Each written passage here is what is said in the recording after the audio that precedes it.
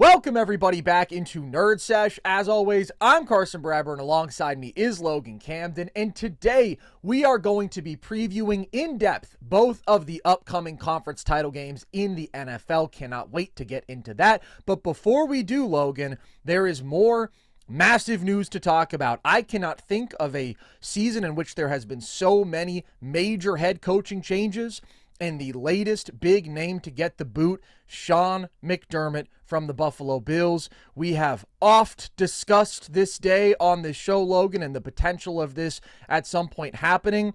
Now that it is a reality, was this the right move? Was it the time for the Bills to move on from Sean McDermott? I don't know if this was the time, but I guess the Bills think so. You said a couple of years ago you thought it was time for the Bills to move on from Sean McDermott, and I've been aligned with you on that. I mean, I'm going to turn it over to you, Carson, as our resident Bills fan. Sure. I think it's been time. I haven't really seen Sean McDermott as one of the elevating kind of coaches around the NFL. I think that's the most valuable commodity. What do you think about this firing, man? This is shocking. After the Bills lost in the way that they lost, I didn't think this was going to be the kind of game McDermott got fired after. I do support this move, Logan. To me, there are enough failures and bad playoff losses for which McDermott has been at fault on his resume to justify this decision. And like you said, it's something that I've been advocating for several years now, because if you look at the Bills' playoff losses since 2020, they have allowed an average of 33.2 points per game. Now, a number of those performances are against Patrick Mahomes, who's been incredible in his own right, but repeatedly the failures of the Bills defense to do anything to make opposing offenses uncomfortable in those big games when you are a defensive head coach has been a major issue for them, the biggest issue in terms of their playoff shortcomings over the years. And the timing of it does feel a little bit strange, because clearly they just reached the threshold of, okay, we can't take another loss before the Super Bowl. And with the path that opened up for them this year, facing Bo Nix in the divisional round, clearly they felt like this was the best opportunity they've had, and they squandered it, and they're right about that. And so this was the point where they just had to change something. They needed a new voice. You cannot just continually repeat the same formula and continually fall short. But I did think there was a possibility that they were just going to let McDermott continue to ride this out, because I do think in previous years he has clearly been much more at fault, actually, for their losses, and they have affirmed him after a lot of those really ugly losses. So I was kind of thinking maybe there's just this feeling within the organization of, we haven't had a lot of success previously. Sean McDermott has been by far our most successful coach since Marv Levy. Was here when we broke the drought. And even if Josh Allen is obviously overwhelmingly the biggest reason the Bills have been so successful, it's not Sean McDermott. McDermott has been the guy that has overseen that success. And kind of like we were talking about with the Steelers and Tomlin, you wonder with these very loyal organizations, is there going to come a threshold where they actually say enough is enough, or are they literally just going to keep hitting their heads on the ceiling over and over and over again? The Bills finally pulled the plug, and I do support that because of the totality of McDermott's resume, but it is kind of ironic because I actually think this year he did his best coaching job yet. I thought he elevated the defense as much as we've seen from him. I thought it translated better into the playoffs. I thought he was really excellent in terms of game planning against the Jags, against the Broncos. They didn't have a good defensive performance. I had my issues with some of the moments from McDermott in that one, but they were able to make some adjustments in the second half. And ultimately, the feeling that we came away from that game was, yeah, there were other things that went wrong for the Bills, but if Josh plays an average Josh game, if Josh plays better, if the Bills don't repeatedly shoot themselves in the foot with turnovers, they win, they capitalize on that opportunity, they advance to the AFC title game. So that's what makes this feeling a little bit weird. You look at this loss and you go, okay, McDermott handled that sequence at the end of the first half really badly. I thought he could have called maybe a more aggressive final defensive drive of regulation when they let up that touchdown, but he is definitely not the guy who is primarily at fault for this loss. But again, this game was totally the exception in that way. You cannot emphasize that enough. In their playoff losses from 2020 to 2024, Josh Allen averaged 325 total yards per game. He had 12 touchdowns against 2 turnovers. Specifically, in their losses to the Chiefs, the Bills averaged over 28 points per game, and they went 0-4 in those games. Josh was great. The offense was great. the defense failed, and the defense is McDermott's responsibility. That's his job. So that's why I don't want to get caught up in the timing of it, because if it was previously justifiable year over year to fire McDermott for his shortcomings, then that's just the reality of it. Like you said, you are held to an incredibly high standard when you are the head coach of a team with a superstar quarterback, an all-time quarterback talent, particularly when before this year, that guy has delivered, has been fantastic in the playoffs, and you have still lost because your defense has failed, and part of that has been an issue of coaching. So big picture, I think it's better to understand that and not get caught up in like, well, but he wasn't at fault this time around. If I thought he could have been fired justifiably after 2021, because the 13-second game is one of the all-time coaching failures you'll ever see. In 2022, I thought it would have been justified to fire him. In 2023, I thought the same. The fact that he did a better job this year doesn't wipe all that away. It kind of reminds me of like how arbitrary this stuff can be sometimes. I think about Ken Dorsey when he got fired as the Bills offensive coordinator. He was a terrible offensive coordinator. It was totally justified to fire him. It probably could have happened even earlier than it did. It only actually happens, though, after the Bills have a blocked kick to lose a game against Denver. Like, if they make a field goal, Ken Dorsey probably doesn't get fired. And like, it's stupid that it goes that way, and that so many of these decisions are based on purely losses and not necessarily, okay, what are the specific things that happened in that game? But again, I wanted Ken Dorsey fired because it was justified before that game. So I don't want to get caught up in like some of the weirdness of that. I think this is ultimately the right decision. I thought McDermott progressed in some ways this year. I thought he was more aggressive on fourth down. I thought even he was better with like challenges. He's historically had some really rough just game management stuff. If it's use of timeouts, he's always been bad with. If it's some clock management stuff, again, up until this year, he's bad with challenges. I thought McDermott was solid this year, but I do think the Bills need to dream big, and I think that they need to shoot for a really high standard everywhere in this organization, especially when we've seen how immensely impactful head coaches are in the NFL right now. So I do support this decision. Holding McDermott accountable makes sense to me. I've advocated for it quite a bit over the years, but what's weird about this to me, what's really weird, is that at the same time they are promoting Brandon Beane, because I'm good with the McDermott firing. I assume that means that the key players in the locker room were on board with it. I assume at least Josh Allen was asked about this, and if he was okay with it, if he said, yeah, I understand, if it's time to move on. Like, that was kind of my one concern, because I do think McDermott is a good leader of men, and he's brought stability for this team. But if those guys were ready to pull the plug, then I think, okay, this makes sense. But I do look at Brandon Beane, the GM, who is actually now the president of football operations, who is now being given like full control over this entire organization when it comes to not just personnel, but overseeing their head coaching search. And that's just crazy to me, because I do really think if you look at the Bills management, it's been a two-pronged failure over the years. And part of that was Sean McDermott. But in recent years, I do look at Brandon Beane and his repeated failures to address the two biggest needs on this roster, that being wide receiver and edge rusher. A Bills pass rusher has not logged a sack in a playoff loss since 2020. And that's where, again, you can look at McDermott and say, hey, you're a defensive coach. You have to find a way to create some defensive disruption. But also, there is just a clear limitation here in terms of personnel. Like, in a lot of those early playoff losses, I would have liked to see McDermott vary the scheme more and be a bit more aggressive. Over the last 2 years, I think he actually has done more of that in the playoffs. It has just been the inability of these edge rushers to actually win and create disruption. Like, once again, this year, as always, the pass rush could not get pressure without blitzing in the playoffs. And then you have the injured secondary, which makes life so hard on McDermott. I mean, there are 2 touchdowns in this game that are specifically targeting Bills DBs who had barely been on the field all year, Darnell Savage and Dane Jackson, who were out there out of pure necessity because of injuries. And I do think McDermott did a lot to elevate the secondary this year. And then you look at some of the near misses on offense, and you're throwing to Brandon Cooks or McCole Hardman. So it's tough for me to disentangle the shortcomings of the Bills this year from some of these clear roster limitations, more so even than coaching. Like,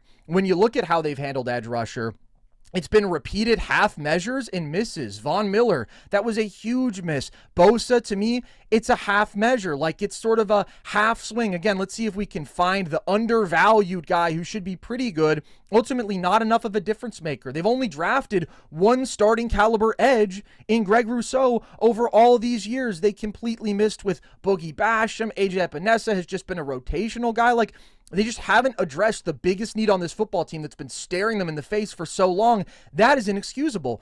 And then you look at wide receiver, and I said this after the Bills lost.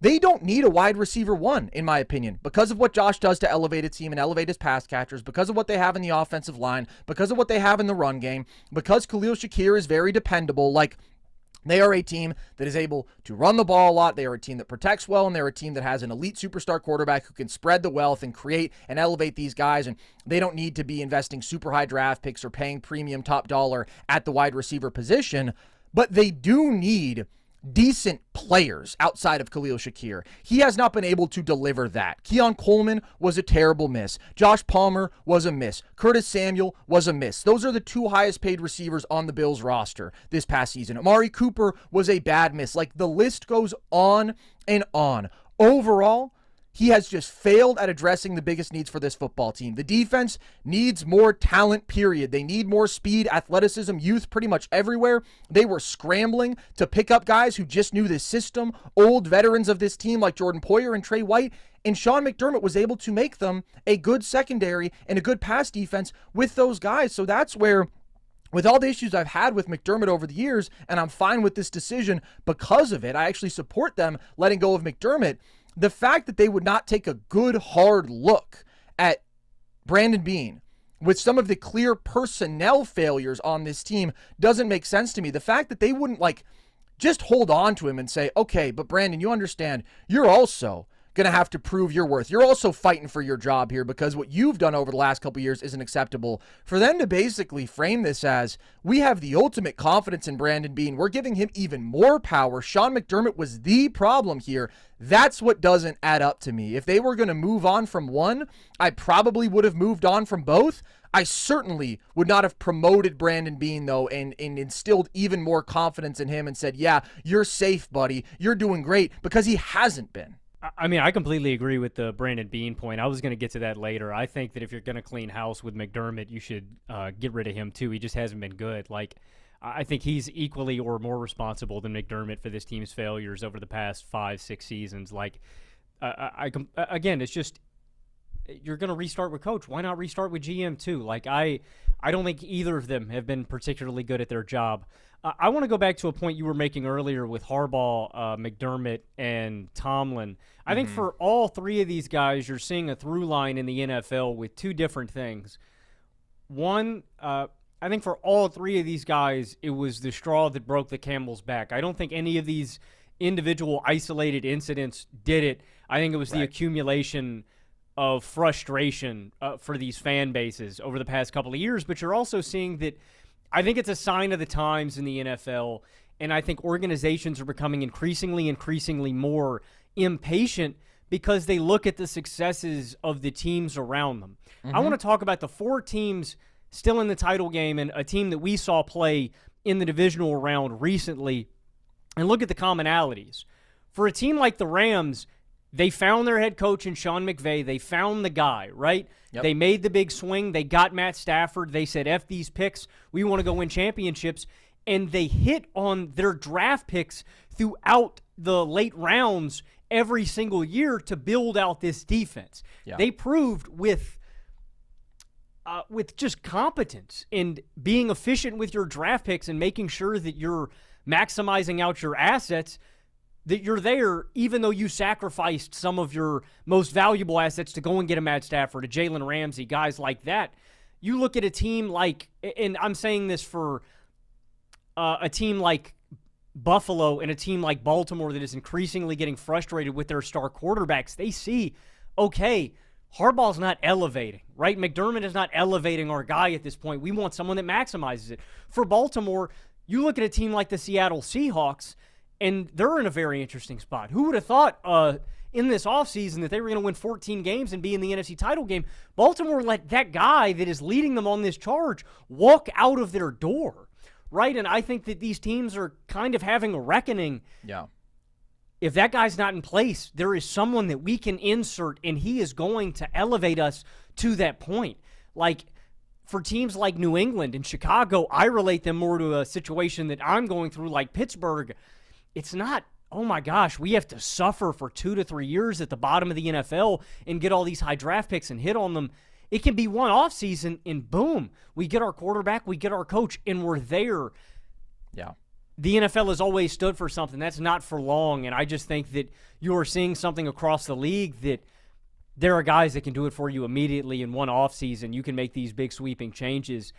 And for Baltimore, for Pittsburgh, I think that they realize that guy is out there and that Mike Tomlin and Harbaugh aren't the answer. I think Baltimore's situation is much more closer to what happened today with Buffalo. But yeah, I agree with you, Carson. There's something a little bit fishy that doesn't sit quite right with me about, I don't know, man. It's like Brandon Beane pulling more strings. I don't know. There's a weird dynamic going on that. Yeah. And I just don't think he's been good at his job. I think that when you have a drafting record this poor, like, there are just teams that hit on their draft picks every year, and you haven't. Like, I look at Buffalo's gotten older and older, and they haven't gotten that many good players out of the draft year over year. They're scrambling mid-season to address these needs that everybody can identify on the roster going into it. Every single year. I do think there's a weird thing going on with Brandon Beane. Like, the fact that he is able to rise in this moment, I'm kind of envisioning, Logan, a little serpent just hissing in the ears of Terry Pegula, because it really does not make sense with his performance. And there's been a number of public moments, honestly, that have kind of reflected him being really resistant to criticism. I mean, going into the 2024 season, I believe it was, or maybe it was going into this year, he just like totally went off on a couple of Buffalo radio guys for them talking about there being a need at receiver on this Bills roster. And he was like, hey, our offense has been awesome in spite of it. And like, I don't disagree philosophically with him that it makes sense for this Bills roster to deprioritize wide receiver relative to most other teams because of all the stuff that I laid out there. And they have been elite offenses in spite of this lackluster receiver play. But you cannot make something a top priority, and that can make sense. But to have all of the guys who you do go out there and try to get be complete misses, like, that is inexcusable. You should not be having to call up Gabe Davis and Brandon Cooks in week 12 of the season in 2025. You should not be scrambling for solutions defensively like they've had to be. There's a clip going back of Sean McDermott kind of taking maybe a veiled shot at Brandon Beane when he specifically goes out and praises the Jags for going out there and making an aggressive move for a receiver like Jacoby Myers. Like, I think it was very evident to everybody who was paying close attention to the Bills that maybe receiver, again, didn't have to be the top priority, but it had to be better than what it was. And Beane has had this thing where apparently he was threatening PFF employees because they were grading the Bills receivers so poorly. He was saying, like, we'll pull our business from you.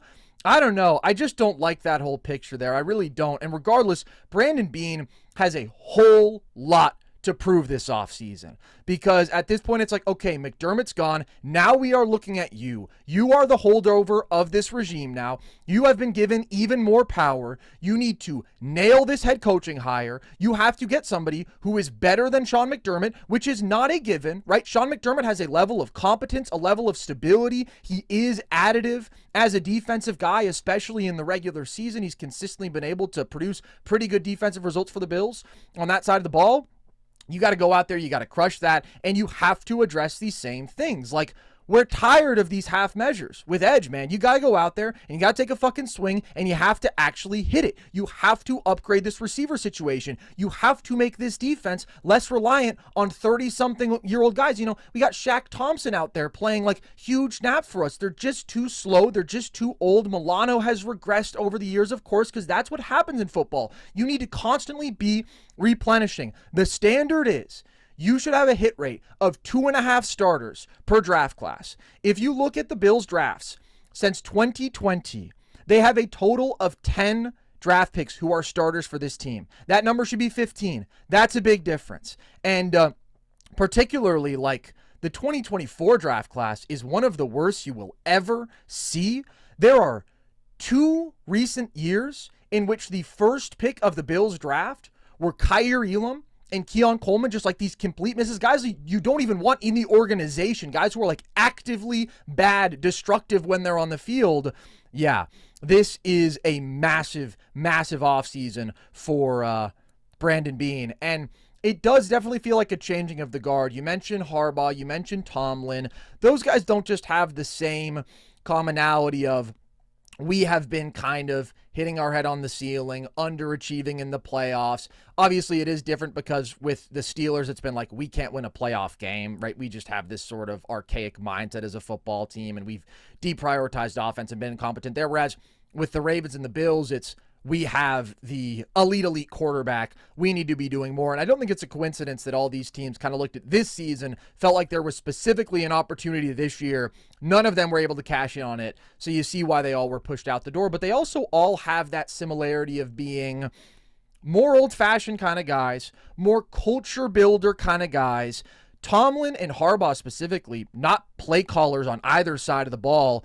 McDermott has shared play calling duties. I do think he's actually a good defensive play caller, although, again, he had some major shortcomings in some of those playoff losses. But mostly defensive guys, culture guys, Harbaugh coming from a special teams background, and I just think the league isn't valuing dudes like that, those more old-fashioned guys who aren't like specifically bringing the value of a great offensive playbook or like major defensive innovation. Like, I just think you need to prove your value as a head coach now more than ever before. And if I look at the Bills' failures in the playoffs of the 2020s, again, it's ironic because, like, if I look at 2020 to 2023, I put those more on McDermott and some, like, just major defensive failings in the playoffs and just him all around not being up to snuff. If I look at the last 2 years, I do think it's more so a roster thing. And so I would probably put that more on Beane, and it's just interesting me that these guys are going in opposite directions within this organization. But now, the next major move on Brandon Beane's plate, who should be the head coach of the Buffalo Bills, because they have said enough is enough. Josh Allen is about to be 30 years old. We have this unprecedented run of regular season success. We've won the most games in the NFL since 2020. We're number 1 in point differential. We're number 1 in points scored. We have won a playoff game in 6 straight years. That's only the 4th time a team has done that in NFL history. The other teams to do it were all dynasties. They all won 3 or more Super Bowls in that stretch. We haven't made the Super Bowl. This is now a massive moment for Josh and this organization because this is supposed to be the guy who does elevate them, who does get them over the hump that McDermott couldn't. And I support them making that change. But of course, Logan, they have to hit on it. So who would be your preferred candidates for the Bills to go out there and bring in? I don't know. I don't have any really like standout candidates for Buffalo. They're in such an interesting spot. I was going to ask you off rip, is there a chance that they are they letting go of OC and DC as well, or do they plan on keeping Joe Brady? I think there's a real chance that they promote Joe Brady to head coach. That's what I would hate too. I would absolutely hate it. I mean, to me, that's almost worst case scenario because obviously Brady has gotten head coaching interviews as he did last offseason. At some point, you think he's going to get sniped, and I actually thought he ended the season on a high note. I had some issues with him throughout the regular season. I thought he called quite a good game in the divisional round, and I just thought the Bills missed some opportunities. Again, Josh wasn't good enough, too many mistakes, missed plays, all that. But I also think there's a real chance they could have kept him as OC. I don't know if he's at the very top of the list for teams with so many great candidates emerging this offseason with the Kubiaks, with Mike McDaniel offensively. Like, it feels like there's a few guys who might go over him, and there is certainly a Josh Allen tax that needs to be included of like, okay, yeah, you've been the offensive coordinator for great offenses. So was Brian Dable. That didn't work out. So was Ken Dorsey. Nobody's even taken a look at him. I mean, he was offensive coordinator for the Browns for a year, and then he's done. So it's clearly a Josh Allen stat, a Josh Allen thing more than Brady. I do think Brady's pretty good, but like, I think it's very possible that they could have kept McDermott as head coach, kept Brady as OC, and if they want Brady in the organization, that to me would have been the path, because then you still have him calling plays and he's pretty good. You still have McDermott's culture stuff, leadership, defensive mind, and he's pretty good at that. if they're just not going to bring in new ideas, if they're not going to go for like a majorly additive offensive or defensive mind, then it just doesn't make sense to me. That's not nearly enough of a change. That's not nearly enough of a swing, and I will be pissed if that's what they do. Yeah, if they go the Brady or and I've heard some people suggest Dable back to Buffalo. I don't really know what he did in New York that would make you go, yeah, I want that guy back to be my head coach. I think either of those would be a mistake.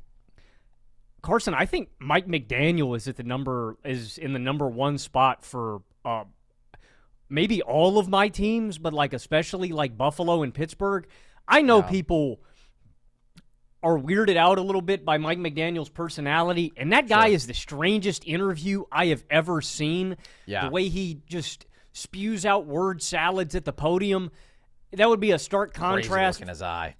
Yeah, I don't know if he's uncomfortable up there, if he's disassociating when he's at the podium, if it's a general speech, anxiety thing from I don't get it.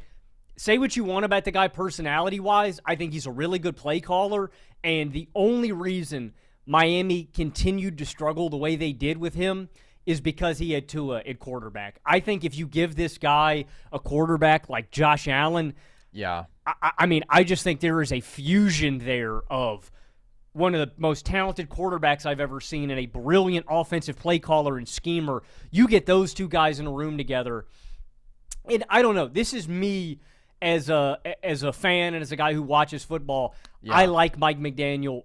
I don't know, because I don't know about his dynamics in a locker room or what people think about that in terms of his stature as a head coach, but I like him as a play caller.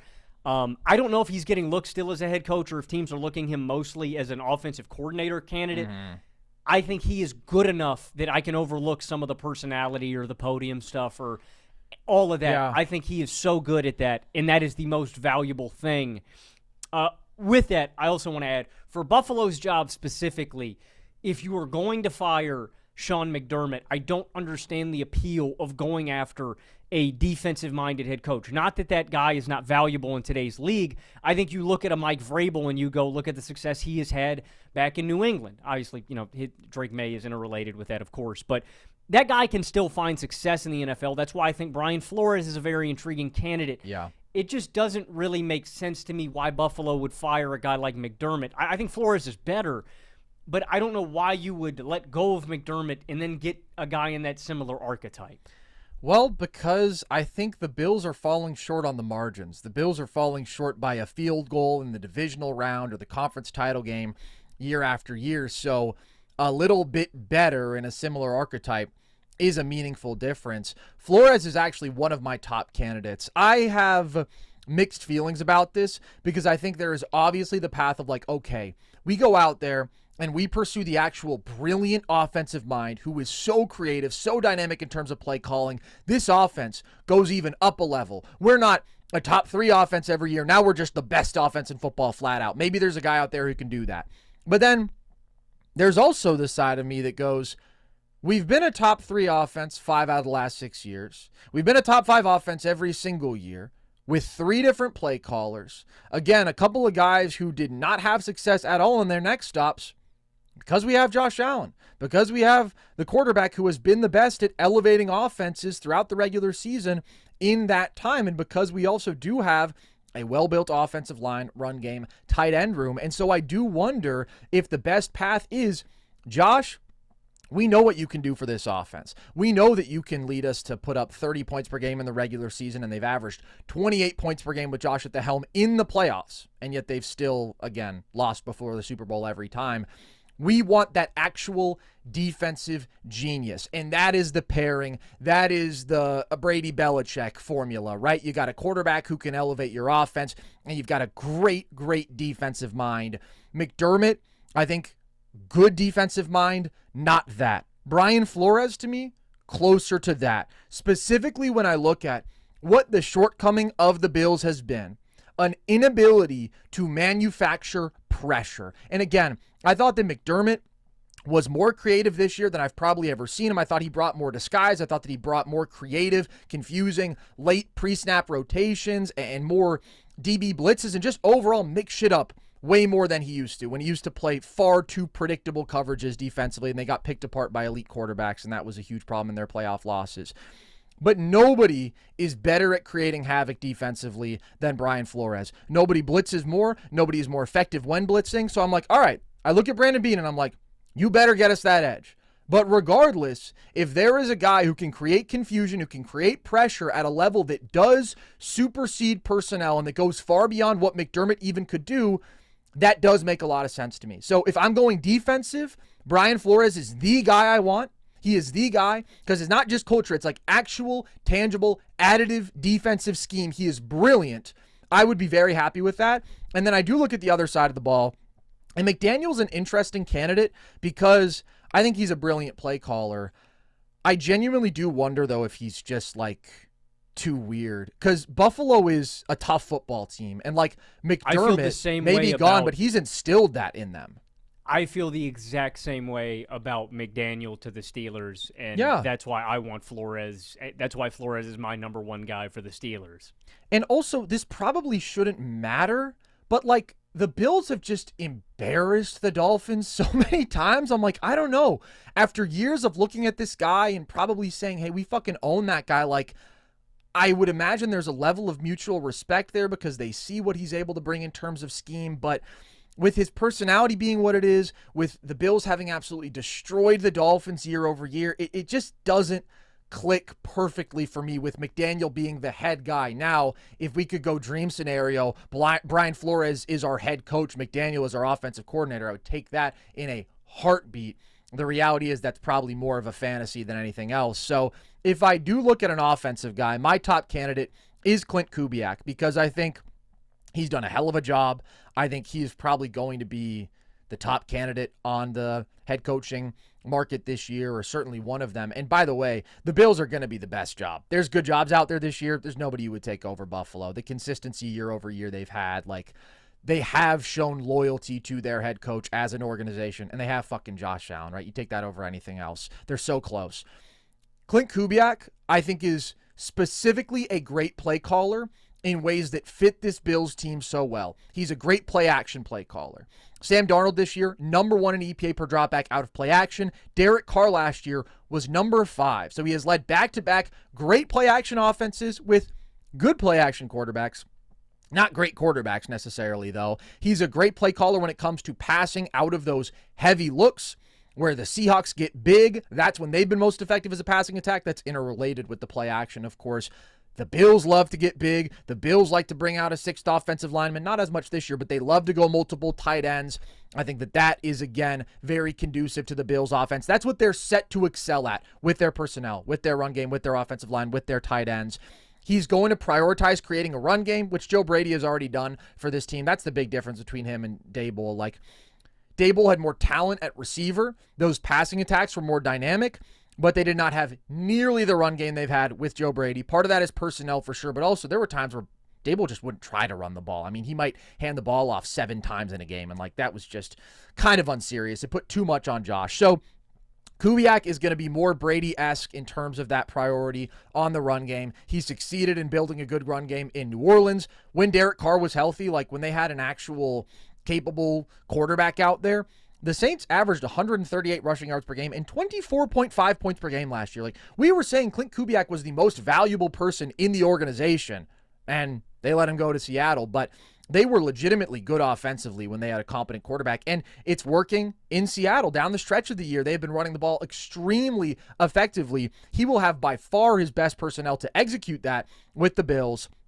It's going to be a different philosophy because he definitely loves the run game, and he has some of that Shanahan in him where a lot of the offensive system is predicated upon those zone runs, right? And that's like really at the heart of the philosophy. When you have Josh Allen, you're going to have to lean more on the drop back passing game. Obviously, I imagine he will do that though. And I think overall, he's shown creativity in the passing game. He was the passing game coordinator under Shanahan when the Niners had their best offense and their best passing attack that they've had in 2023. He's creative using motion. He just checks like every box for me as an offensive guy. He's shown flexibility. He's shown an ability to elevate 2 different offenses in 2 years. So I would love that. Like a fresh, great offensive mind coming from the Shanahan tree, who I think adds more as a play caller than Brady does, who also is coming over from a great defensive culture now. And like, I'm not saying that's the most important thing in the world, but I do think it matters when you spend a year with Mike McDonald and one of the best defenses we've seen this century. And I think you soak up some of that stuff and you make some relationships and like probably are just better set up to target some of those great defensive guys to bring with you if you can. I think that would be a really good fit. So I'm looking at Clint Kubiak, Brian Flores. Those are my top two candidates. Different paths. I'd be happy with either one, though, because I think they're great football coaches who both bring very legitimate value to this team. I think Kubiak would fit like a glove with the current personnel that Buffalo has, though, just Right. because of like their tight end room. Like, it's not just Kincaid, right? Knox is really solid. I like Jackson Hawes as a blocker. Yep. Like, you could run some really nasty, heavy sets. If the Bills get Brian Flores, they've got to draft some linebackers, though, because yeah, for sure. The thing about Minnesota is, like, I agree with you.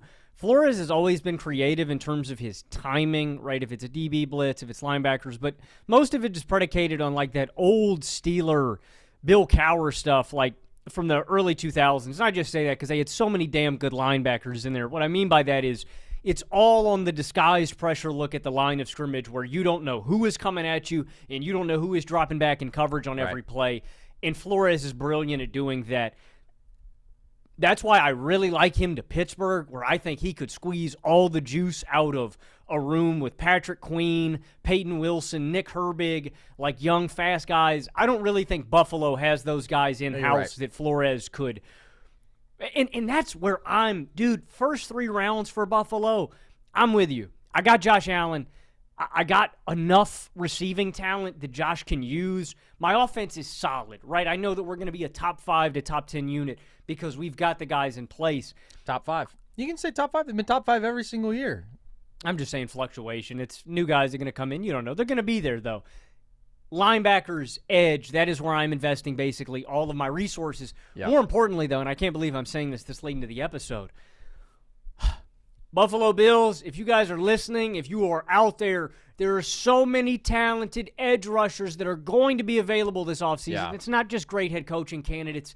Max Crosby, TJ Watt, Myles Garrett, all of them could be on the table and could be yours if you throw out the right price. Like, blow up all of their lines. I mean, I would be nonstop, all 3 of those teams. TJ Watt has basically said it. If you were listening to him, he is basically crying, I'm not going to play for anybody else. Like he said, I only want to play for Coach T. Go get him. Like, that guy is going to be available. We couldn't believe that Micah Parsons got dealt at the beginning of this season. Like, that is, like you said, dude, it has been such a clear need. And I know it has to be frustrating for you because every damn offseason we always go, damn, man, I'd really like if the Buffalo Bills had a top-tier edge rusher. That guy is going to be available. The time to strike is now. That's what I cry out more than the head coaching search. Go get that star guy, man. And Myles Garrett, like I would give the Godfather offer to the Cleveland Browns. I agree. That is how highly I think of Myles Garrett and how transcendent he is as a player. If the Bills did that, they would be my Super Bowl pick tomorrow, no doubt in my mind. Yeah, like, I couldn't agree more, and this is what we've been saying year after year, and again, they've completely failed to address it. Obviously, so many prolific offensive performances that have been let down by the defense, allowing 42 points, 32 points. Well, again, I just mentioned that stat, right? Playoff losses since 2020.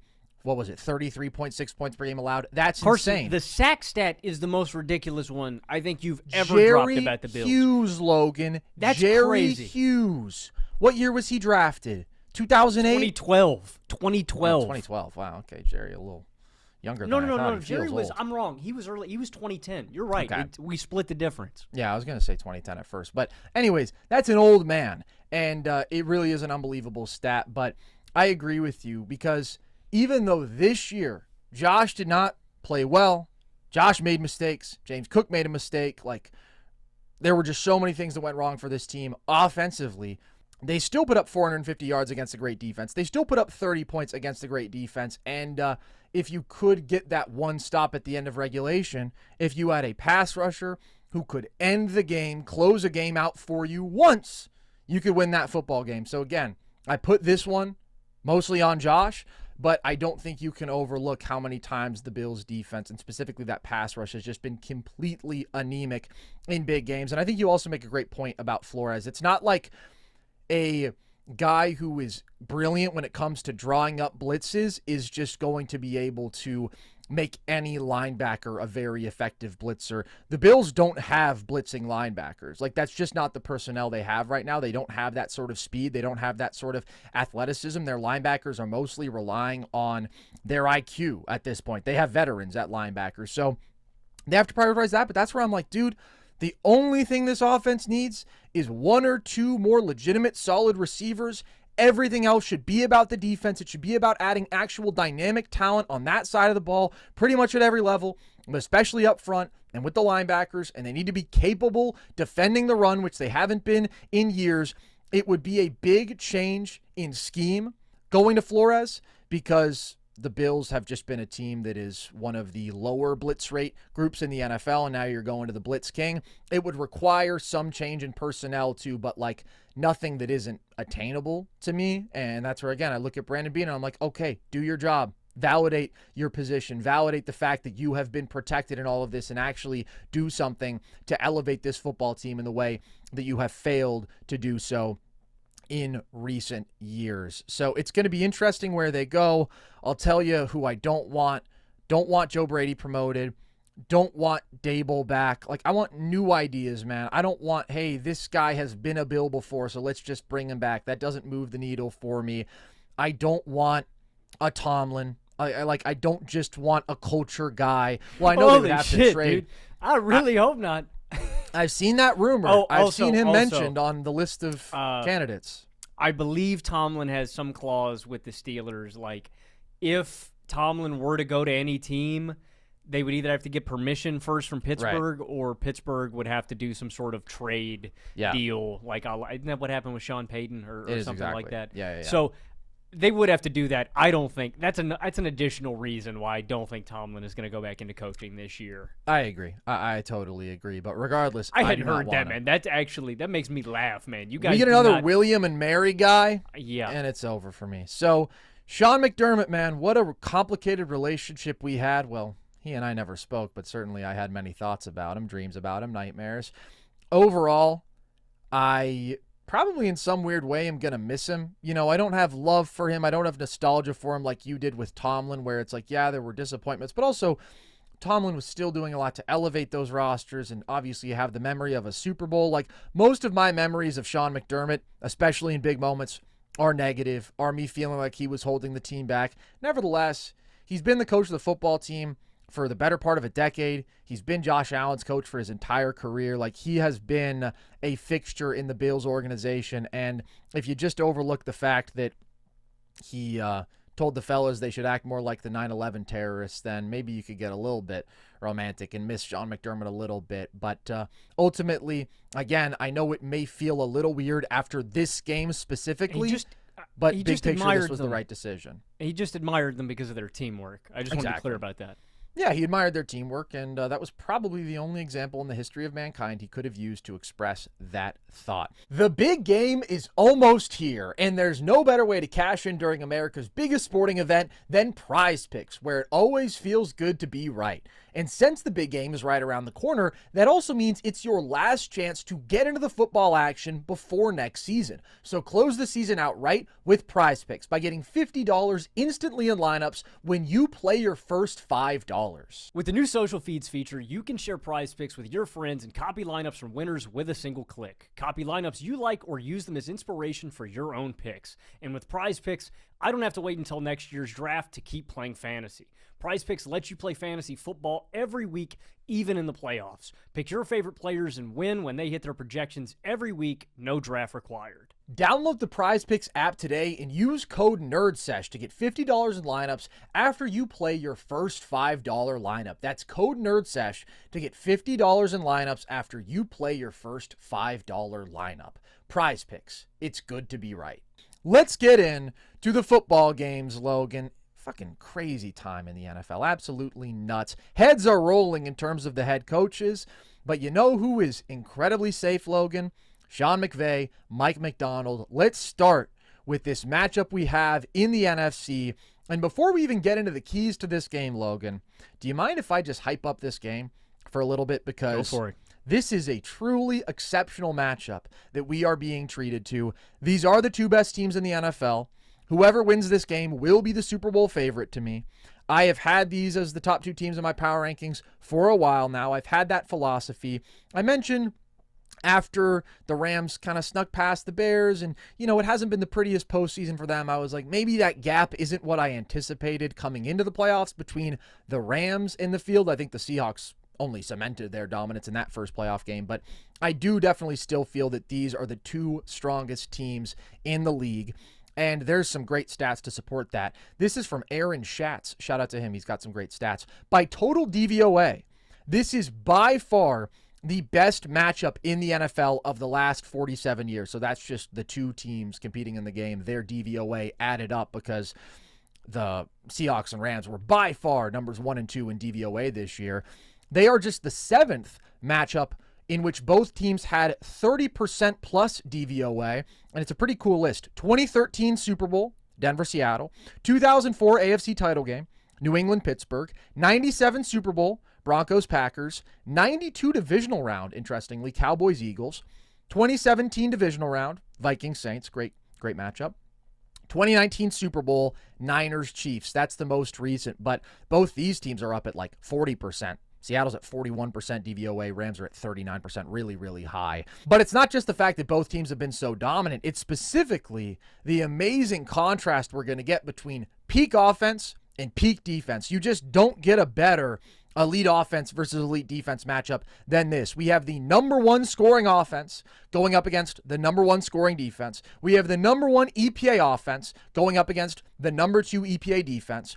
We have a Rams team that offensively were 3rd in net yards per pass attempt, 6th in rush yards per attempt. The Seahawks defense was 2nd in net yards per pass attempt allowed and 1st in rush yards per attempt allowed. It's the most stacked, maybe best coached offense, close to it, and maybe the most stacked, best coached defense, like just an absolute clash of the Titans.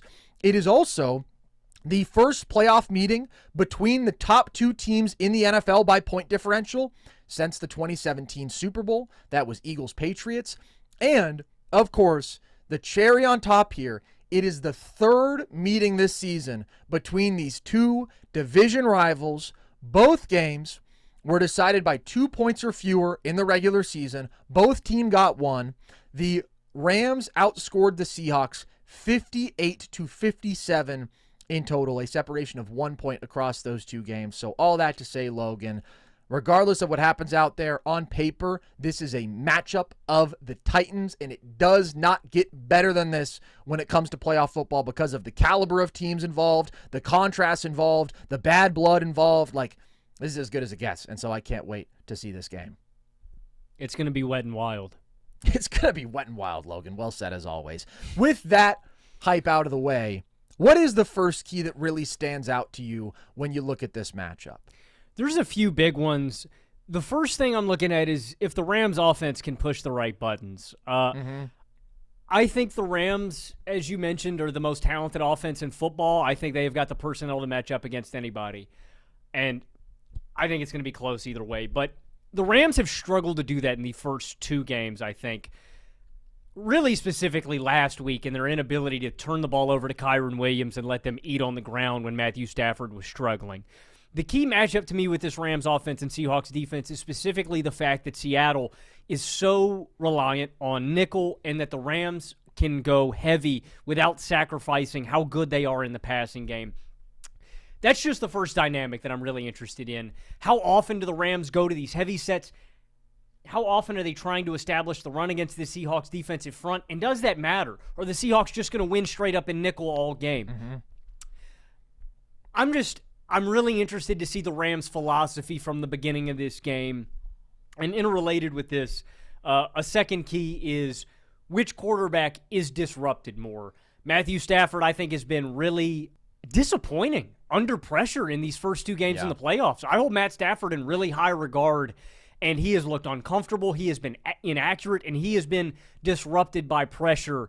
You know, I would have told you pretty confidently coming into the playoffs, I looked at that as a big gap between both of these quarterbacks coming into this hypothetical matchup. My level of faith in Sam Darnold versus my level of faith in Matt Stafford's ability to kill defenses under pressure through 2 games.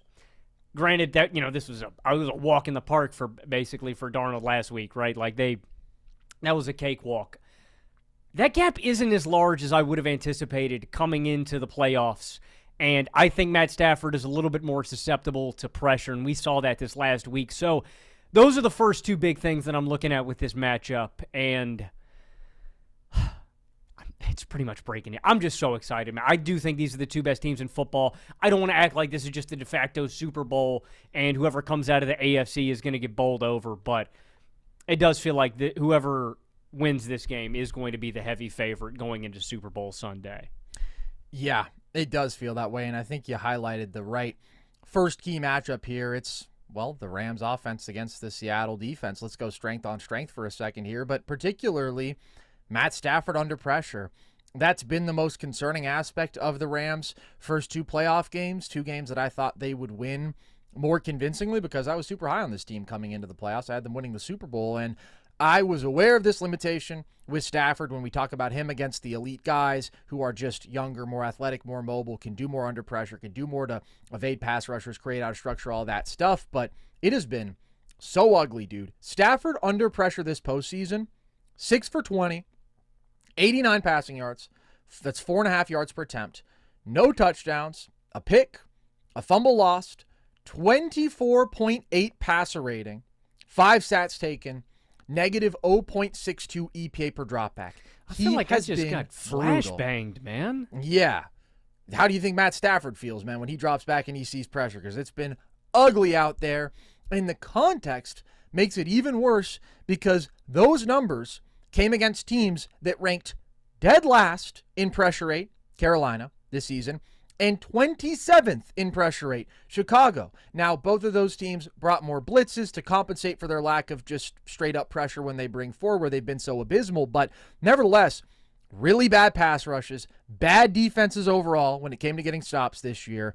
And now he's going up against the number 1 scoring defense that ranked 4th in the NFL in pressure rate. So the degree of difficulty in terms of the opponent's ability to attack this vulnerability in him, it is going up exponentially this week. And across the 2 meetings between these teams this regular season, when Stafford was under pressure versus Seattle, he was not good. 9 of 25 for 84 yards. So, this is a major red flag coming into this game. And it's scary because in the first meeting, Stafford was really all over the place against Seattle. He had a really rough game. It was kind of a fun stylistic matchup where both of these teams have tried to force opponents to get bigger and match them in terms of personnel. As you were saying, both these teams like to go heavy. They like to get big, and then they try to exploit opposing defenses by making them bring out another linebacker and make them a little slower in terms of pass defense. And that's when both these passing games have excelled.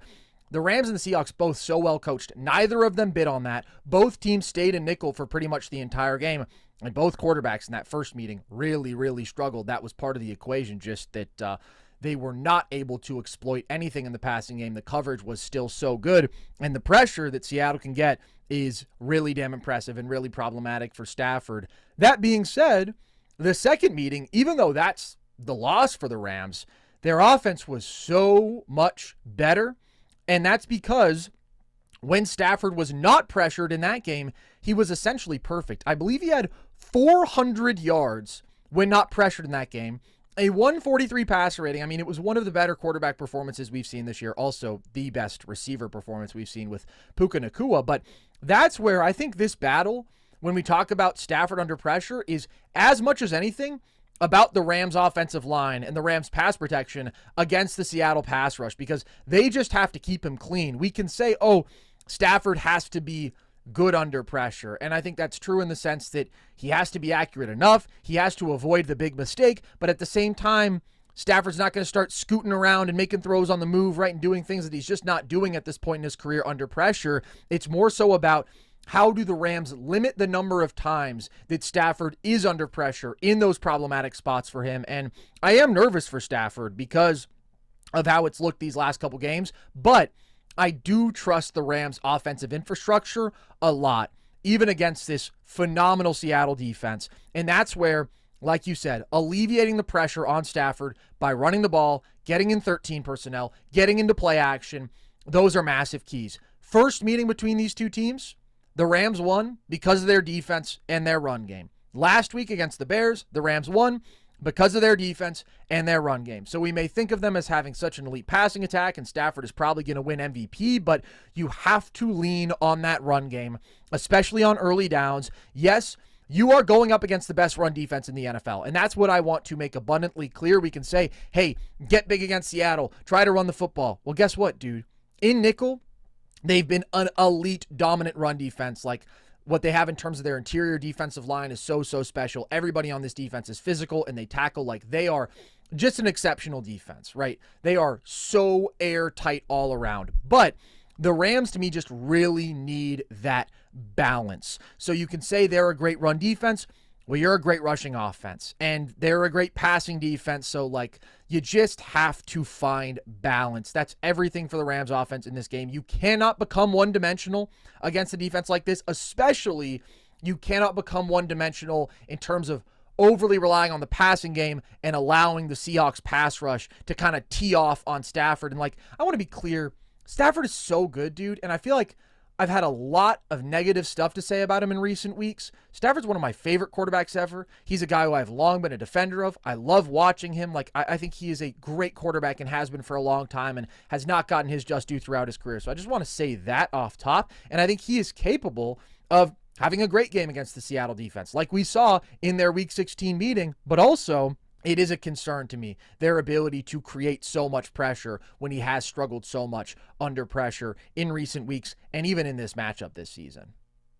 I think it's vitally important for both of these offenses to not get one-dimensional in this game, and that is where I think Seattle has an advantage. In the regular season, the running backs for Seattle average 5 yards per carry versus, and this is head-to-head against the Rams. This is head-to-head against each other. To the Rams, 3.8 yards per carry. And like you mentioned, Seattle's been one of the best run defenses in football all season long, even though they go small so often. The burden on Kenneth Walker has gotten a little bit larger in this game just because even though Charbonnet wasn't good against the Rams, Walker was way better in both of these head-to-head matchups. Charbonnet's out the rest of the playoffs, so we'll see if Walker gets all of the touches, if they bring in somebody else to split the backfield just so he can get a little bit of rest during the game too. But that is where I think Seattle has an advantage. I think they're going to be able to run the ball a little bit easier. That being said, too, does Darnold turn into a pumpkin again? He had 6 picks against the Rams in the regular season. Matt Stafford, I don't think he had a fumble loss. He didn't have a pick. I don't think he turned the ball over at all against Seattle in the regular season, if I'm remembering correctly. You know, the 2 games that we have on record, Stafford didn't turn the rock over. Darnold turned the ball over 6 times. That is a key matchup. But I trust Seattle to get pressure home and to just kind of stonewall them a little bit more. I think Seattle – I like Seattle in this game, man. I do. And it's just because of their ability to run the ball in this game and JSN against this secondary. Both of the offensive keys for Seattle in this game, I look at them having advantages. I think JSN against the secondary is problematic for the Rams, and I think the Seattle offensive front against their defensive line for against the run is where I look at advantage Seattle. It's really Darnold. Darnold is my hang-up about the Seahawks. Ironically, he's been the hang-up all year long. You know, he wins 14 games back-to-back seasons with different teams. He wasn't good in the regular season against them. I still am leaning a little bit Seattle in this game, though. I think Seattle's the better football team. I think Seattle's been the more consistently dominant football team, especially in recent weeks. But this particular matchup for Sam Darnold is so problematic from my perspective, Logan. And that's exactly what you key in on. Like, that's probably what's going to determine this game. Well, overall, how do these two quarterbacks manage the pressure? Honestly, more so, who can avoid making the really bad play? Like, I think this is going to be more of a defensive battle than you might expect when you look at two teams that were top 3 in points per game this year. I think it's probably going to be more in the low 20s in terms of scoring. And I agree with you about how key the run game is for Seattle. And that's what they really found over the last month, where they've loved running the ball all year. They've gotten way more efficient at it. in the last 4 games where they're averaging 172 rushing yards per contest. No Charbonnet now. He's out for the year, which is unfortunate. But also, I wonder if there is something of a blessing in disguise there in the sense that, like, now they just have to give Kenneth Walker the ball way more, and Kenneth Walker is just better. And he was fantastic in their second meeting against the Rams. He had 11 carries for 100 yards and ripped off a long touchdown in that game. The Rams defense, 19th in yards per rush allowed. That's why, in part, you want to attack them. They had issues defending the run down the stretch of the regular season. But also, as we talked about last week going into the Bears game, like, there hasn't been a better third and long defense in the NFL. That is where the Rams excel, when they can just totally pin their ears back, and that pass rush is so damn good. So you want to stay out of those situations. You want to pick up 4 or 5 yards on the ground on early downs. And ultimately, maybe the biggest thing, just alleviate the burden on Sam Darnold, because you cannot overlook the track record in this matchup. 6 turnovers in 2 meetings this year. And Logan, 14 wins in back-to-back seasons, sure. Who ended his year last year? Who did he have a brutal showing against in the playoffs in Minnesota? This Rams defense. I just think they're kind of built to give him nightmares. They get interior pressure, right? Poona Ford has had some big plays in this matchup. Kobe Turner. They got well-designed stunts that create some confusion at the line of scrimmage, and they just straight up have elite edge pressure. A guy like Jared Verse, right? He's just about as good as it is, and what you get from Braden Fisk up front, we know it's one of the elite pass rushers in the NFL, but they get a lot of pressure against Darnold, who has struggled under pressure this year, and specifically when pressured versus the Rams. Logan, you thought you got a flashbang earlier. 4 sacks, 3 picks, 11 for 22 for 119 yards. The first meeting was probably the worst game of Sam Darnold's career. I mean, certainly since his renaissance. Like, he just tried to do way too much under pressure, multiple times, under duress, sometimes off platform, just like trying to fit balls into windows that were not there. And even though he played better in the second game and he rallied and they got the win and he was clutch, if you look at those 2 games, there's a number of moments where he just did not see his own defender, who was all over, just like totally jumping the routes that he was throwing, and he stared down some routes. I think Chris Shula is a guy who maybe doesn't get enough credit when we talk about the Rams, because he's been flat out fantastic for them. And again, the Rams, very smart, don't match personnel in this matchup, so they're able to have their best pass defense personnel out there. Now, the Seahawks were able to get the run game going more in the second matchup, and maybe that's part of it, and maybe they can replicate that. But overall, I just think there's a lot of evidence here that should lead us to believe they are probably going to force a couple of complete bozo plays out of Sam Darnold, who's already had a shakier second half of the season, who looked fine against the Niners. I don't think this oblique injury is anything to note, but he also really didn't have to do much against the Niners. And even though I know he responded well at the end of that Week 16 game, 90% of the film we have of Sam Darnold versus the Rams over the last 2 years is straight up disaster. It is, oh my God, what happened to that quarterback we had been watching? What the fuck is this bizarro Sam Darnold? But it's not bizarro Sam Darnold if he does it against them for 2.5 straight games. Yeah, I mean, it's Darnold seeing ghosts again, man. That's the Darnold that we've gotten. I wish I could just say, yeah, Darnold's going to have a great game. I just think there are some schematic advantages that make me favor Seattle offensively, and it's not just JSN, where I think you've seen the Rams secondary struggle through 2 games against good receivers. I know they had 3 picks against Caleb. Respectfully, I think that was Caleb throwing more reckless interceptions than it was like the Rams making outstanding plays. They are down a couple of guys, even though I don't think Witherspoon or Emmanuel Forbes are like really that good. Those are guys that have played snaps for the Rams, and they are going to be down them in this game. The bigger thing to me is I think JSN can eat against anybody. Again, I think Walker in this rushing attack can be able to get going. I really like the fact that Seattle also goes with some of these big body personnels, and that's where I like their size against this Rams secondary with guys like A.J. Barner, guys like Arroyo. Like, if they're out there, I think that's another little advantage I like for Seattle. And Kubiak, I think, is going to be imperative of just settling Darnold into this game. Yeah. Get him some quick passes, some short stuff underneath where you're identifying coverage, you're getting it out. Get him in rhythm early in this game. try to establish the run, ease him into this. Don't let Darnold psych himself out. Don't let him get overwhelmed. It's easier said than done, but I do like Seattle's personnel against this Rams defense, and it's going to be on the Rams to dial up this pressure and to get home against Darnold early and often to disrupt him. Easier said than done, but I think there's personnel stuff that I like with Seattle, and I think they should be able to scheme their way to have a decent amount of success. I think this is going to be a super tight game. Like you said, man, this regular season standing was decided by 1 point. I think it's going to come down to the wire, likely this last possession. Like, I don't think either of these teams are going to run away with it. This is a battle of the Titans, but I think Seattle's got a few advantages offensively that I like. I think the biggest thing that Kubiak and Mike McDonald need to drill into Sam Darnold is do not make the big mistake. Easier said than done, especially when you're under a lot of pressure. But I think the Seahawks game script in this is, we run the ball well. Our defense is fantastic. We keep it lower scoring. We don't gift the Rams any opportunities. And few possession. I would try to limit the Rams' possession as much as possible. Obviously, you got to get first downs. You got to keep drives going. But I think that game script favors Seattle a little more.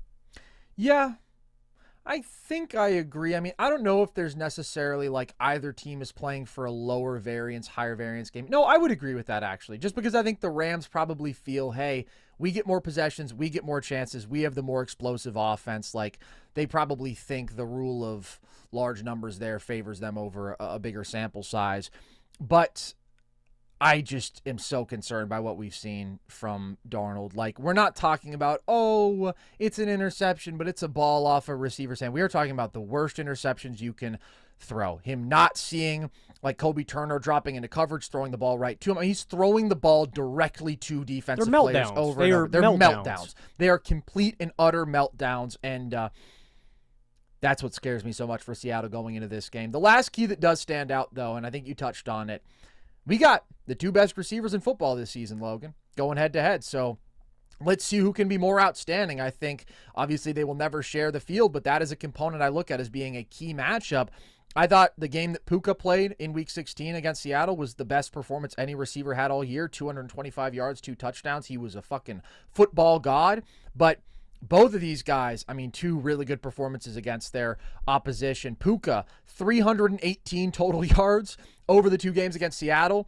JSN, 212 total yards. I expect both to have really big games, which is going to be huge because I honestly think there's a burden on both of them to elevate their quarterbacks. Again, considering the pass rushes both quarterbacks are facing and the issues they've had under pressure, like, I got a lot of respect for Matt Stafford, but I'm not looking at him as like a sure thing in any way in this game. I think part of what he needs is Puka to do crazy shit, make crazy contested catches, make crazy plays after the catch. And even though I think JSN definitely has the easier matchup because he's going up against a secondary that's had some issues, whereas Puka's going up against an elite secondary, I just think Puka is the best football player left in the playoff field, period. And he did it against Seattle. He had 225 yards against them. I just think if we're ranking the best football players on the planet, right, we're not talking about value. We're talking about just who is the best, period. Myles Garrett is 1. I honestly think Puka Nacua is 2 for me right now. I think he is out of this world. Over man. Josh Allen. I think Puka Nacua is a better receiver right now than Josh Allen is a quarterback. Just in terms of like the consistent excellence. Probably go Josh after that. You know, you probably got to give a shout out to like Penei Sewell in these conversations, but Puka boggles my mind, dude. He's so impactful in so many ways, as we've talked about. So, yeah, I expect big moments from both guys, but also I do think I have more confidence in Matt Stafford to get the ball to Puka in those big spots than I do Sam Darnold to get the ball to JSN. So, yeah. Oh, and you were telling me that you hoped Puka Nacua did his signature signature dance. Yeah. And you were telling me that you love to take on concussions, even though I know for a fact you watched the Will Smith movie, you learned about the science, you learned about that heroic doctor. And by the way, you keep telling me you're all in on Will Smith. You keep telling me 2026 is the year of Will Smith. You're telling me he and Jada are going to get back together. He said, watch. He said, this is the bounce back. Will said this was the bounce back. This is the bounce back. He's going to every continent. That's what I would do. If I was in a really great spot, I would say, let me go to every continent and just see what happens and risk my life as much as possible. Will Smith just likes pretty girls, man. Can you blame the guy? No, I don't blame the guy. No, I don't blame the guy. That's me and Puka, man. We're like that, too. We like pretty girls. We like Aiden Ross. We don't believe in concussions. It's all just in your head. And, yeah, that's the guy that I keep on singing the praises of, Puka Nacua, because guess what? He is a fucking baller out there. I'm going to take the Rams to win this game 24-21, Logan. Ooh. Like I said, I think there's so much that tells you Seattle is better. I think the Rams have shown more vulnerabilities. Darnold in this matchup, when I think so much of this game is going to be about which quarterback can stay steady, avoid the big mistake, I would take Stafford to do that, even against this elite defense, because, I mean, the Rams, when playing Sam Darnold, might as well be the greatest defense to ever exist with the performances he's had against them. I really thought I was going to pick the Seahawks to win this game. I thought I was going to move off of my pre-playoff prediction. I thought I was going to change my Super Bowl pick because I can totally see a world in which the Seahawks do beat the Rams. They have a dominant defensive performance. And then if you were going to ask me, okay, let's say the Patriots come out of the AFC, who do I have more confidence in to win that game? I would say Seattle, because I think Seattle is the better team. But a lot of the time, football is about matchups, man. And I will trust Stafford and this totality of this offense more than Darnold against a defense that has given him such nightmares. So I will stick to my guns on this one and go with the Rams in a very, very close game. I would be shocked if it wasn't a really close game, just with what we've seen. I mean, 120 minutes of football, these teams have been neck and neck. Yeah, I'm more surprised. I just thought you were leaning Seattle because I think this is a toss-up too. I'm going to stick with Seattle. I'm going to say that they win this one 31-27. I think it gets hot and heavy in the second half. I think maybe the first half we ease into it. Maybe it's like 10-10 easy, and then the second half I think it gets ratcheted up and we really start seeing some haymakers get thrown. This is the game of the year, I think, thus far. I am so excited. We've seen both game scripts. We saw a 21-19 defensive battle where Darnold threw the 4 picks, but Seattle's defense kept them in it, and Stafford was 15 for 28 with 130 yards in that game. And then we saw the 38-37 overtime shootout. So you've seen both outcomes. I do think it's going to be closer to the first. I think it's going to be defenses mostly dictating this game, and I'm really excited to watch it for a number of reasons. By the way, I'm rooting for Sam Darnold. I think there are too many people who just default to, I don't trust Darnold, when it's like, he's played a lot of good football over the last 2 years, but he is going to stare his boogeyman right in the face, and we'll see if he can overcome the ultimate demons. Because, yeah, you can say he did it in Week 16, but he didn't do it for 4 quarters, that's for sure, and he needed some big-time help from his defense, and he needed a punt return touchdown from Rashid Shaheed, who, by the way, did that again last week. Maybe that's a factor in this game. They got a crazy dynamic return game, but it's going to be a lot of fun. The coaching battle, McDonald versus McVay, and also, like, the coordinators. I mean, Kubiak versus Shule. Like, there's just a lot of great minds, a lot of great talents in this football game. I think you can't call it the Super Bowl, but it feels kind of like the Super Bowl. It feels like we are seeing the 2 best teams, the teams that have been the best pretty much end-to-end this year, and let's see who gets it done. Let's move to the other conference, Logan, where things have been more wide open all year, and we wind up with the New England Patriots against the Denver Broncos without Bo Nix. So I think we have to start with this game with the biggest question that's probably on everybody's mind, which is, what the hell is Jarrett Stidham going to give Denver, and can they win? Can they advance to the Super Bowl with him at quarterback? All right, tell me if you're feeling this. They swapped out the boner for the STD. That boy Jarrett Stidham. Yes, sir. Hold on a second. That's a huge downgrade. A boner, Logan, everybody likes being bricked up. Nobody wants chlamydia. Nobody wants gonorrhea. God forbid syphilis. What's the point? Like, Bo fires you up, man. They have to overcome having to play the STD, man. It's not going to fire up Broncos fans. I'll tell you that. Okay, well, if anybody else has anything more clever, because we have to have something for Jarrett coming into this game, please submit it to the Discord. What about ham and eggs? And that is like a metaphor for cock and balls. Oh, okay. I see the vision. Vision. Thanks. Twig and berries. Well, yeah. But that's not in his name anywhere, but it's the same sort of idea, yeah. That is the big question about this game, though, Carson. What the hell does Sean Payton and this offense do with Jarrett Stidham, Patriots legend, at the helm? How good can they gimmick up this offense? How effectively can the Denver Broncos run the ball between the tackles is like my biggest question. Like, can you get McLaughlin or Harvey going? How many screens can you throw? How many passes underneath can you get to Mims or Sutton? Like, you're not going to have the full playbook at your disposal. I want to be clear about something, though. It's not impossible for the Denver Broncos to win this football game. I think that if you were going into a game like this, Sean Payton is a coach that I like. The guy takes risk. He had an onside kick in the Super Bowl. He's a risk taker. And he's a guy that I think can elevate quarterbacks. Obviously, he was spoiled with a guy like Drew Brees for a long time, but I like Sean Payton, and I think he's a good offensive mind. And he's gotten the most out of Bo Nix in these first 2 years, but you're shrinking the playbook. That being said, we have seen a guy like Nick Foles, who I think Nick Foles is more talented than a guy like Jarrett Stidham. Speaking of dicks, came natural with him. True. Hostetler's won a game. Plunkett stepped up. Doug Williams. I mean, you got to look back after you go Nick Foles. I'm trying to think about the last backup before him to step into a playoff game. Granted, there have been some disasters. Like a playoff Connor game. Cook. I was about to say Connor Cook. TJ Yates got out there. We've seen a number in playoff games. You guys faced AJ McCarron. I was trying to be optimistic. The conference title game, once you get into there, the list is probably a little thinner. But, I mean, yeah, Nick Foles, Doug Williams, those guys had, like, legitimate all-time kind of performances. I don't think you're getting that out of Jarrett Stidham. I was trying to be optimistic. I know, you can't write it off. You know, like, I just don't want all hope to be lost. There's a reason we play these games. The Broncos are a great team. They are. And Stidham has got good personnel around him, right? One of the best offensive lines in football, a good play caller. Again, I think 90% of this game is going to come down to how well do the Broncos prepare Stidham for this game and give him an offensive game plan around him.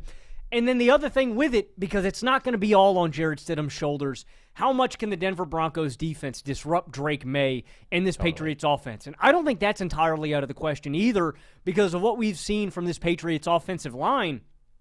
The Patriots' left side of their line has had their hands full against the Chargers and last week against the Houston Texans.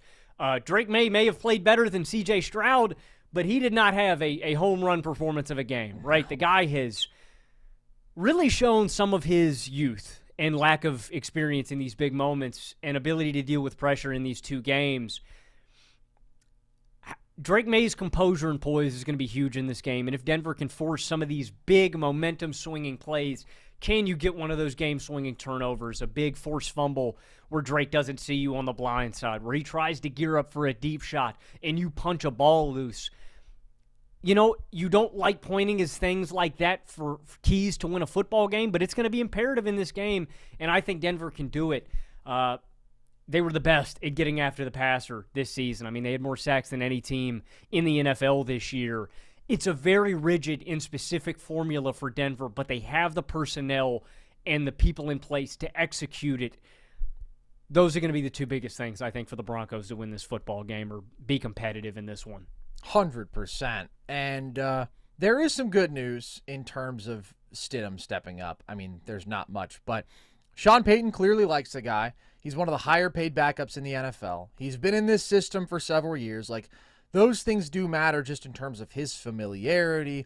He's had some good preseason performances. Obviously, you're kind of grasping at straws here because you're going with a guy who hasn't attempted a pass for you since 2023. That's not the spot you want to be in going into the biggest game you've had in a decade as a franchise. But what we have seen out of Stidham, he's got decent mobility, and Payton's an excellent coach. So it does say something that if Sean Payton is confident enough to make you a highly paid backup and keep you around, he's seen something he likes, and he's got an elite offensive line in front of him. That matters a lot. So there are good aspects of the infrastructure here, but also Denver already ranked 19th in points per drive this year with their starting quarterback. They had a lot of offensive problems with their starting quarterback. They may be down a couple receivers in this game. We'll see what the updates are on Pat Bryant and Troy Franklin. Both those guys went out against Buffalo. Yeah? The jockstrap. The jockstrap. JS? Is that where that's coming from? Yep. You went from the boner. It's better than STD. I'm just trying to help a brother out. It's definitely better than to STD. the jockstrap. Well, nobody's asking you to do this, to be clear. You're trying to help a brother out. You're the one who's comparing him to an STD. But, yeah, maybe just keep workshopping it. Jockstrap, there's something there. There's a vision. There's something there. As an artist, which I am, I can say there's a vision. It's an upgrade. But I just think it's a really tough spot to be dropped into. You're facing a Patriots team that has been phenomenal defensively in these playoffs, Logan, that has eaten alive back-to-back flawed offenses. It's a defense that I underestimated, but across these two playoff games, 19 points allowed, 6 takeaways, 37% pressure rate, 38% blitz rate, allowing 67.5 rushing yards per game. I mean, facing two really bad rushing attacks, but they've completely shut down the run game, completely overwhelmed these offensive lines, crazy amounts of pressure, really good coverage. They've been destructive. They have carried this team to the AFC title game when you look at their 2 playoff wins. The difference potentially is the Broncos have a legitimately elite offensive line, maybe the best in the NFL. So those teams, the Chargers, the Texans, bad offensive lines, especially LA, like maybe the worst in the NFL. So you have to wonder, is there going to be a massive enough difference there? Because it is a massive difference where the Broncos can combat the blitz much more effectively. Their pressure plan, their ability to handle pressure is going to be massive in this game because obviously they need to keep Stidham clean. I'm not going to expect the guy to perform under pressure. Like, that's just too much for a backup coming into this spot.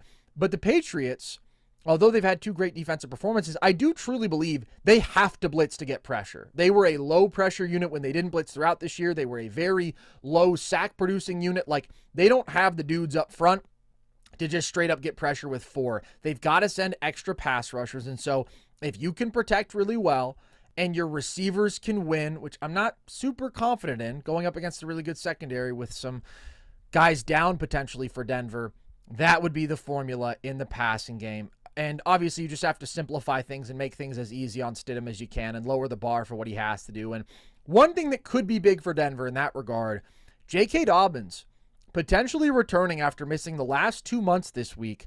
That would be huge if he comes back because he totally transformed their run game this year. When he was in the lineup, Denver averaged 129 rushing yards per game, 4.8 yards per carry. They were a good rushing attack. With Dobbins out of the lineup, 100 rushing yards per game for Denver, 3.9 yards per attempt. They've been an anemic rushing attack without him and weren't even able to really commit to the run game, get anything going there against the abysmal Bills run defense last week. So if Dobbins can return and be himself, obviously, that is a meaningful addition. That is a dynamic playmaker for a team that needs dynamic playmakers out there to help their quarterback, that needs to get the run game going, and a team that has been struggling to run the ball. So that would be a big injection of life for them. Ultimately, though, I'll just call it how it is. I don't trust Jarrett Stidham enough. Like, the Patriots defense is playing their ass off. The Broncos offense has had issues all year. Now it's Jarrett Stidham out there. Like, I'd like to be able to find more hope in this matchup. I don't see much there other than what the Broncos could potentially do to blow up this game with their defense. That's got to be the path. Like, they have to win a low-scoring game because, I got to say, man, I am not as confident in Drake Maye as I was coming into the playoffs. And he is going up against an elite defense, and specifically an elite pass rush. 68 sacks this year, going up against the guy who's taken a whole lot of sacks this year, who has 6 fumbles in 2 playoff games, who just overall has not been good in the playoffs. He's 9th of 14 quarterbacks in the playoffs in EPA per play. He's made a lot of mistakes out there, specifically just poor pocket awareness, cocking it back at moments when he just can't do that, when the pass rush is bearing down on him. And there's going to be moments like that against the Broncos. This team that had 68 sacks, that won last game by getting 5 takeaways, massive play for them, was a strip sack in that game. Like, forcing the disaster play is going to be the formula for Denver. A strip sack going the other way is pretty much their path to win this football game. And Drake has given back-to-back defenses lots of opportunities to make those plays. If the Texans fall on a ball, a forced fumble inside New England's 5, they could win that football game. Like, and it's not just Drake, again, not handling the pressure well when it comes to him just putting the ball in harm's way with all these fumbles. Obviously, he's also facing a lot of pressure because this offensive line has struggled against good pass rushes, and now you're facing another great one. So when it comes to Drake, like, I would say your job in this game is pretty much to minimize risk because the Patriots are the favorites. The Patriots have the much, much better offense. And so if they don't shoot themselves in the foot, they should win this football game. I mean, the Bills, right? They were the much better offense against the Broncos. They lost the game by shooting themselves in the foot over and over and over again. If they could have avoided that, they could have won the game. And now, Patriots, another really good offense, are going up against a Broncos team without Bo Nix. So I just think if you're New England, look to get the run game going. The run game clicked for them down the stretch of the regular season. They ran it really well versus the Chargers. The Broncos are a great run defense. I don't want there to be a misconception about that, because the Bills ran the ball so well on them. The Bills are an elite rushing attack. The Bills are massive on the offensive line. Like, they get a push up there. They have an ability to attack the Broncos that pretty much nobody else does. Like, we've seen the Bills do it against them in back-to-back postseasons now on the ground. But the Patriots, the offensive line is much weaker. The run game overall is not that strong. So Denver is smaller up front, and I would rather do what I can to stay out of second and third and long against them, which is where I think, again, try to run the ball, try to establish some success there, but don't think that you're going to run for 180 yards on them like Buffalo did, because you're not going to do that. The Broncos are still third in rushing yards per attempt allowed. So it's just about finding balance, and it's about avoiding the disaster play. And so much of this is just on Drake. Like, he's got to be the guy who he was in this regular season. He's got to be the guy Patriots fans expect him to be. He's got to manage the pressure better, be more aware. And once again, I think you look at one or two shot plays. The Broncos play a lot of man. The Broncos blitz a lot. I mean, they combine those two things more than anybody else in the NFL, which means as they are sending extra pass rushers and as they are at times going to leave guys on an island, you will get a couple one-on-one looks downfield in this game. Drake Maye, the best deep ball passer in the NFL, has to hit on those. I think he can do it. We saw him do it last week to Kayshon Boutte. We've seen him find more success against man overall this year. It's another game where I'm looking at it and I'm like, Drake's not going to put up massive numbers. I wouldn't expect him to. I think, yeah, the Bills were able to move the ball a lot against the Broncos. And again, 450 yards, 30 points, but they're a much more balanced offense than New England. I think they are a better offense, even though, again, they shot themselves in the foot. So that's mission number one for the Patriots. Don't shoot yourselves in the foot and just do enough offensively. And I think Drake can do that. I think the Patriots offense can be good enough. If they lose to Denver with Stidham out there, I really think it'll mean Drake may actively cost them the game. Like, I think it's going to be he made a couple of those mistakes that he just couldn't make. He put the ball on the ground a couple times. And although there's been concerns on that front in the last couple weeks, I don't anticipate that. Like, he has to be way better than he was over the last two games, but I still think the Patriots defense is honestly going to do the heavy lifting in this matchup. And I think it's another defensive battle that I would pick the Patriots to get through pretty confidently. Yeah, I'm going to take the Pats too. May was number 1 versus the blitz this year. He was number 2 when pressured, and he was number 3 against man coverage. Really, his Achilles heel has just been these fumbles and the recklessness and carelessness with the ball in these first 2 weeks. If he cleans that up, and again, the task has gotten a little easier with Stidham. The other thing that worries me, and this obviously isn't as big deal of a injury as the Bo Nix injury is with Stidham in. The Broncos also went down. They lost their starting center, Luke Wattenberg, earlier in the season. They went down with their second-string guy, Forsythe, with an ankle injury last week. And so they also not only, would be down Nix, they could be down to their third-string center, and that's against, the likes of Milton Williams and Christian Barmore. And that makes this task even harder with a guy like J.K. Dobbins, potentially, even with him coming back. So just a little more fuel to the fire. I don't think, the Patriots bludgeon the Broncos defense or anything like that, but I think they win this one. I'm going to take the Pats 27-17.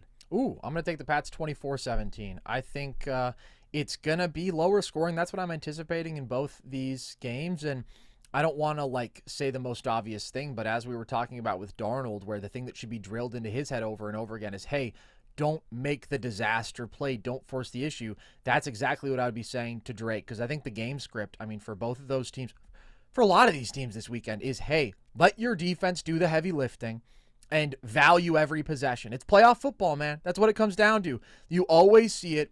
So many of these games, especially in 2025, when the possessions we're seeing per game have dropped compared to previous years, with teams running the football more again, with teams going for it more on fourth down. You lose the turnover battle, you probably lose the football game. And if you're Drake Maye, Don't be the reason your team loses the football game. Don't try to be the hero every down. Like, maybe in some ways the last 2 weeks were a much-needed, timely wake-up call for him on that front. Because if he does it again for a third straight week, it's inexcusable, and it is really the thing that I could see costing New England the game. That's kind of the only way I can see them losing. I mean, dude, that game last week made me tear my hair out, man. Yeah, there he goes. Look at this guy. What are you, a fucking 1920s comedian? What is this, Groucho Marx? You got props? You doing prop comedy, pun comedy? Yeah, I see it. No, I see that you're bald, Logan. I tear get the my joke. hair out. Well, you've been bald for a while.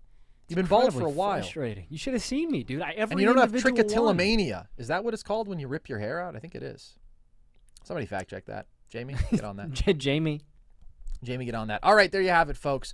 I would put my confidence at the Patriots going into this game at about 80%. Same. I would put my confidence in the Rams at about 50.4%. Yeah, I'd put my faith in the Seahawks at like 53%. Yeah, it's going to be awesome. By the way, Broncos fans probably screaming, throwing things at their screen, saying, Carson, hey, you idiot, your confidence quotient for the Bills against the Broncos was, what did I say, 73%, something like that? Yeah, I was wrong. You were just giving us the insider metrics, bruh. I was just giving you the Carson Breber next-gen stats. The analytics from my model were saying that.